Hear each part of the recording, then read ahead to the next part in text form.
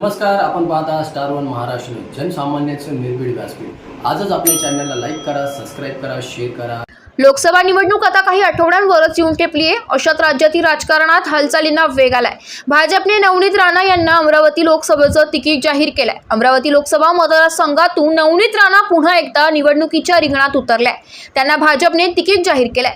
यानंतर नवनीत राणा यांनी आपल्या युवा स्वाभिमान पक्षाचा राजीनामा दिला। यावेळी त्या भावूक झाल्या। खासदार नवनीत राणा यांनी युवा स्वाभिमान पक्षाचा राजीनामा दिलाय। खासदार नवनीत राणा या रवी राणा यांच्या युवा स्वाभिमान पक्षाच्या कार्याध्यक्ष होत्या। यावेळी राजीनामा देताना नवनीत राणा यांना अश्रू अनावर झाले। दरम्यान नवनीत राणा भावूक झाल्या होत्या।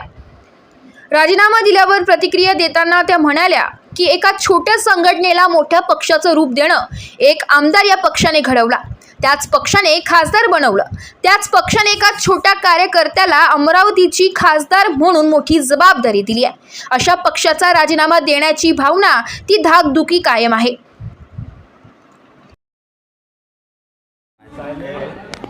एक छोटेसे संघटनाला एक मोठे पक्षाचं रूप देणं, जिल्ह्यात एक आमदार ज्या पक्षाने आमचे घडवलं, तिसऱ्यांदा एक पक्षाचे ते आमदार आणि त्याच पक्षाने एक खासदार अमरावतीला दिलं आणि त्याच पक्षाने एक छोटेसे कार्यकर्त्याला एवढे मोठी जबाबदारी खासदार म्हणून एक अमरावतीच्या रूपाने दिलं आणि आज त्या कार्याचं आपल्याला राजीनामा जेव्हा द्यायला लागते तर ती भावना ऑब्वियस आहे की ती भावना मी जेव्हा तयारी करत होती ती भावना तशीच होती माझ्यासोबत आणि आत्ताही सुद्धा ती धाकधुकी ते सगळी गोष्टी, कारण की एक पक्षामध्ये काम करणं, स्वतःच्या पक्षामध्ये काम करणं आणि त्याच्यानंतर एक नवीन इनिंग जे देशासाठी खूप आवश्यक आहे त्याच्यासाठी काम करणं, तर मला वाटते ती भावना प्रगत झाली आणि अध्यक्षांना आता राजीनामा देताना ते डोळ्यांनी